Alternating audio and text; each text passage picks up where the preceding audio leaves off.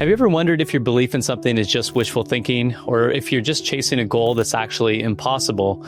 Well, someone asked me a powerful question the other day on this channel, 3 actually, and it made me reflect on how I navigate belief, action, failure, and trust, especially when things get tight. So in this episode, we're going to unpack what it really means to believe in something, how to tell the difference between limits and limiting beliefs, and what to do when your timeline feels like it's running out.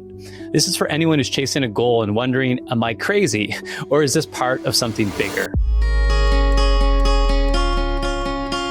Hey everyone, welcome to Real Influence. My name is Vaillancourt. I'm here to help you achieve big goals without sacrificing your health, your relationships, or your joy by rewriting your scripts of success and living in alignment with what matters most. And just before we get into today's topic, have you ever wondered what it really takes to live a great life? And are you living one now? Because that's the question I struggled with for over 2 decades. See, I chased success, built businesses, I hit big goals, and still felt like something was missing. So I went deep and I invested over $300,000 in coaching, masterminds, personal development, trying to figure all this out.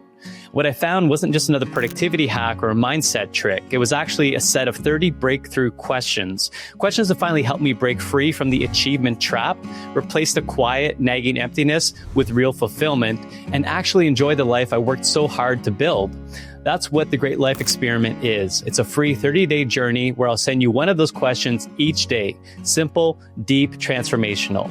You can start your own Great Life Experiment by going to thegreatlifeexperiment.ca. All right, so like I said, I was going through my comments and we're still a pretty young channel right now, okay? So the best thing you can do for me, the currency of today's world, is subscribe, like, share. So I'm going to go ahead and ask you to go ahead and subscribe right now so you don't miss the updates.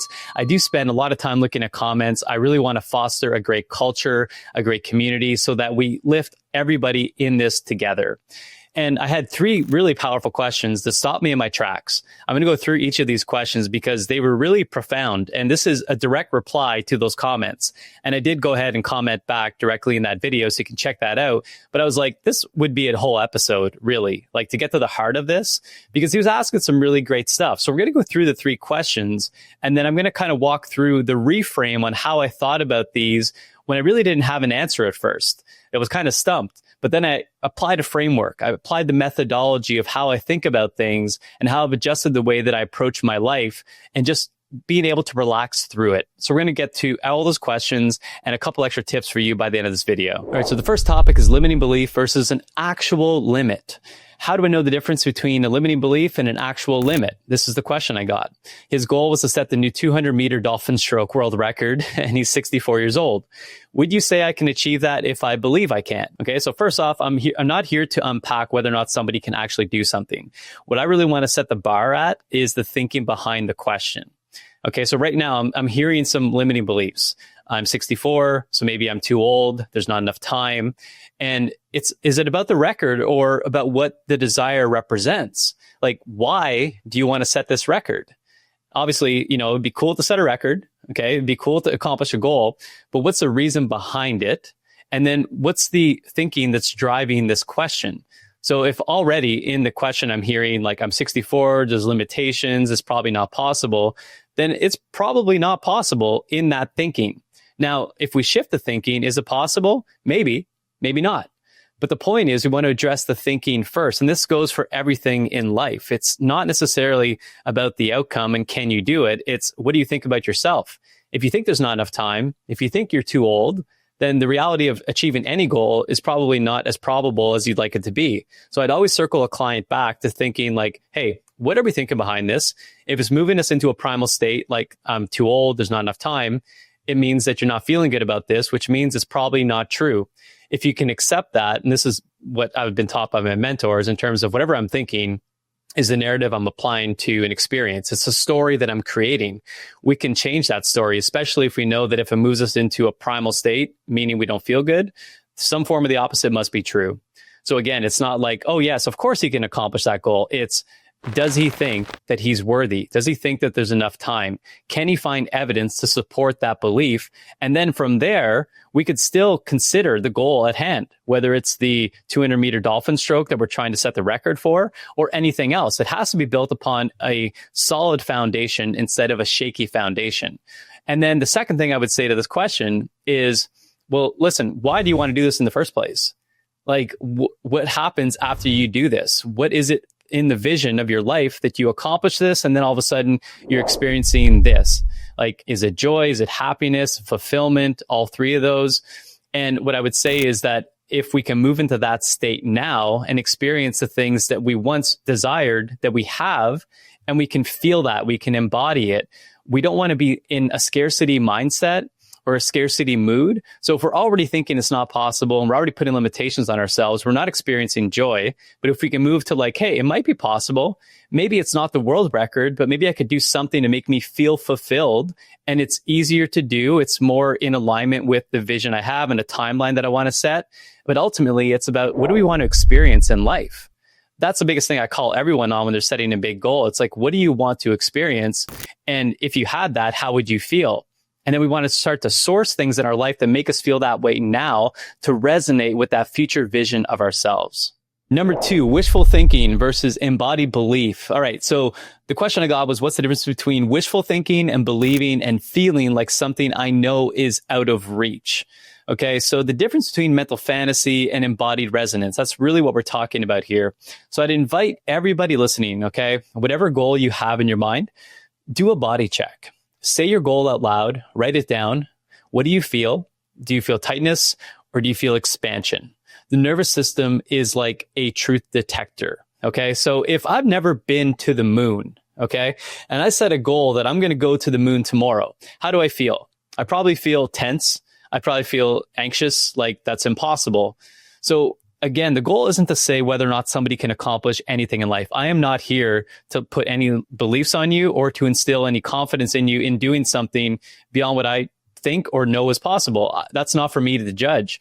For me, it's really getting back to the foundational thinking behind the question and thinking about yourself and what you think about the world.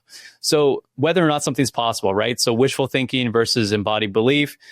I want to do something. I have wishful thinking, but I'm feeling like something I know is just, it's completely out of reach. So my suggestion for anybody setting big goals, you can have a big goal, okay? But what is the goal and what's the timeline? Because if I've never made $1 million and I'm only making $50,000 a year, to say I'm going to make that in a year, again, it might be possible, but if it feels like too tight of a timeline, we need to adjust that timeline. But the first thing is, do you even think it is possible? Okay, whether it's 3 years or 5 years, if you're going from $50,000 a year to $1 million, okay, do the math and strategize on how long that would actually take. Now, timing is almost always out of our control. Okay, we can always make the best laid plans, but you know, everything gets intercepted in this universe. And sometimes it happens quicker, sometimes it doesn't. Sometimes it happens a bit slower. I would just go back to, do you think that it is even possible? What are you thinking behind this? It's like this whole wishful thinking and the things I actually know that I can do versus the things I know I can't possibly do. Already we're instilling this limiting belief factor. There's the like, it works for everyone else, but it's not going to work for me. You know, Michael Jordan could set goals, but hey, I can't be Michael Jordan. Like, that's crazy. Only 1 in a million people can be like him. So it's like back to, what belief do you have in your mind about this goal? Is it not enough time? I'm not enough. I fail at things. Whatever the case is, whatever is creeping up, this is what we need to address prior to anything after that. Once we've addressed that and we can say, hey, that's actually not true because it doesn't feel good and it moves me into a primal state. We're not going to have great ideas unless we move into a more powerful state. So I'd always address what is behind this question. What's the thinking? And can we make a new decision? That, yeah, maybe something feels a little bit out of reach, but I have evidence that things in my life, things in the past I didn't think I could accomplish, I actually did. And I can build that evidence. I can look to other people to inspire me on things that they've done outside of a timeline that I would even think was realistic. So we want to build this evidence, build this focus, and focus on the necessary thinking to evolve us out of the traditional way of thinking that we've been so conditioned to believe because we've been in it for so long. All right, number 3, what if you're running out of time? Okay, so the question I got was learning, networking, testing, investing. What if there's very little time before I go bankrupt? Okay, and you probably can see the pattern now where I'm going to go with this one as well. But urgency doesn't provide clarity. Okay, so oftentimes, whenever we're thinking about doing something, we've already cut the legs out from under us, right? So right now it's like, hey, I want to learn, I want to network, I want to test things, I want to invest in a bunch of stuff, but there's very little time. I'm about to go bankrupt. Well, how does that make you feel? it makes me feel nervous. It makes me feel stressed. Like I'm stressed just thinking about this question. It's like, holy crap. Like this is scary. Like this is the end of the line almost, right? But why is there not enough time? And even if you're 64, if you're 54, 44, whatever the age is, I guarantee we can find somebody to bank in on inspiration of evidence in life that 64 is not the end. And even if you're close to going bankrupt, are there people who have overcome the bankruptcy stage? Whatever it is that you're on the verge of, we're focused on it. It's like we're so close to the ledge. And something that I learned even in driver's ed when I was like 16 years old, whenever you're about to pass a car, you always want to look where you want to go, not at the car you're passing. If you look at the car you're passing, you're going to start to veer into that because you go where you focus on. So if I'm focused on bankruptcy and there's not enough time, guess what's going to happen, right? There's not enough time and I'm probably going to go bankrupt. Versus we start to shift this belief a little bit. Okay. So if there's like not enough time, not enough money, I'm about to go bankrupt, some form of the opposite might be true. Okay. So just humor me with this because it works and I've seen it in my life work. I'm not just here preaching without the actual experience. Okay. I've never been on the verge of bankruptcy, but I have had these similar experiences where I've basically limited myself and my own beliefs because of the way I was thinking. So there is enough time. Great choices can be made. And I could be on the verge of financial success. Got it. Great. So now we have a new decision. We believe this. We're going to have new feelings, new thoughts, new actions, and new results that then are going to reinforce this new belief. So now we think back. When has been a time where money was tight? And did I get out of it? Yeah, I remember the time when I was in college and like I didn't think I'd have enough money, but then my parents came to the rescue. I got a new job and I graduated and I got an even better job. Great. So there is evidence that we're not always at the end of the line. I mean, I know that was an early age stage, but there's so many instances that you can start to look at in your life and realize that like this isn't true. Okay. You don't even know yet. You're creating a narrative, right? We're all creating narratives of this thing that hasn't happened. We're the only species alive that can like foresee the future in a way that we can sabotage ourselves with. We don't know what the outcome is going to be, but we're already focused on the outcome. And most likely, if we're focused on something, that's what we're going to attract. That's the direction we're going to take. So whether or not you have enough time or you're going to go bankrupt, that's not necessarily, again, the question. It's the foundation of how you're feeling when you're thinking about this question. If you already think that I'm about to go bankrupt, I don't have enough time, versus no, like I've made some financial decisions that have cost me some money, but I've also made some really good decisions in life. I found a beautiful wife. I've had a great family. I found a great location. It doesn't have to be necessarily contextually aligned with what you're doing, whether it's investments. You could also just look at your life as like, I make good decisions. I'm confident in my decisions. And here's just another example of what I can look at and start to achieve in my life, even though it's a new vertical. Could be networking, could be investing, could be learning, whatever the case is. We want to start to build that like I am enough and I've done great things in the past and I can build the evidence for that. And moving forward in this new opportunity, I'm going to move in with the exact same amount of confidence. And from there, you're going to have better questions too. Questions build upon positive states. Okay. So when you're in a powerful state, it isn't like, how long can I invest until I go bankrupt? It's what do I need to learn and from who in order to make great financial decisions? Who are mentors I can align myself with? What people do I know that I could reach out to better invest my money, to better network? And you start to ask better, more powerful questions that evoke better responses from the universe and from answers and from your community around you. So that's really the key here. All right. Number 4 is outcome you want versus the outcome you get. Okay. So oftentimes, and I've got a lot of stories and experience in this. Okay. It's like, I wanted this, but I got that. And at the time I was like disappointed. Because of course I'd be disappointed because I wanted this. I wanted the red car, but I got the blue car. I wanted this type of life path, but I got this life path. So what I want you to embrace here, and this wasn't a question that was asked by the listener this day, but I thought it was so fitting to kind of share this personal revelation that I've had in my own life, is that oftentimes the outcome that you want isn't the outcome that you get, but it's the exact thing that you need. Okay, I'm going to say that again. The outcome you want isn't always the outcome you get, but it's actually what you need if you choose to see it that way. And again, I always go back to choice and I always go back to decisions and thinking. So if you look at everything in life, and for a long time I did this, I looked at everything I did in life as like, yeah, I released a CD, but I didn't become famous. I didn't become a star like I thought I would be. What a failure that was. I launched this Amazon business and it was doing well. It was like $100,000, but I wasn't profitable. And what a failure that was. I joined this mastermind. I spent $100,000 and I thought I was going to be like an internet success millionaire overnight, right? Didn't work out. And again, I look at this as a failure. But now I've got a completely different stance on it, because everything that I experienced, everything that I got, even though at the time it didn't feel right, it didn't feel like it was justified, didn't feel like the outcome that I wanted, was exactly what I needed to receive to build me into the person that I am today and that I'm becoming for my future.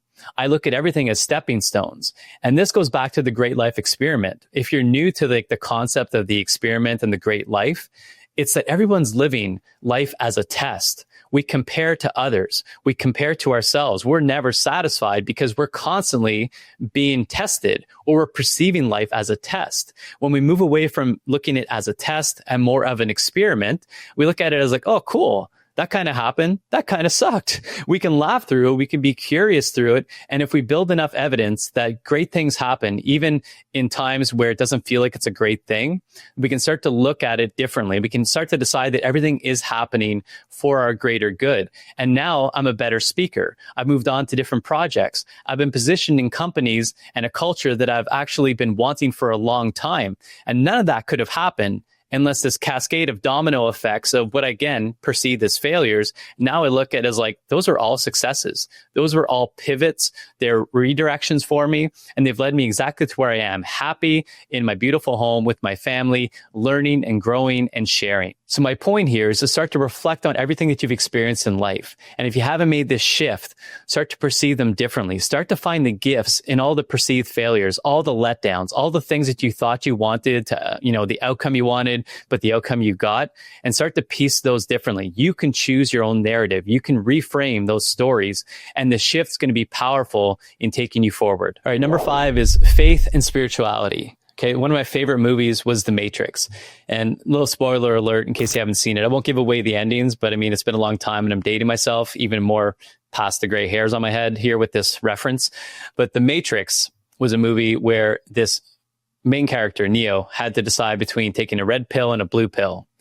I forget which one was which, but basically one was the truth, like unveil the truth to me, and one was continue to live in blissful ignorance. Okay, so he made the choice of truth. And faith and spirituality in this topic at number 5 here is really aligned with these questions. And what I just mentioned in number 4, in terms of everything that you're receiving, is actually what you need to receive.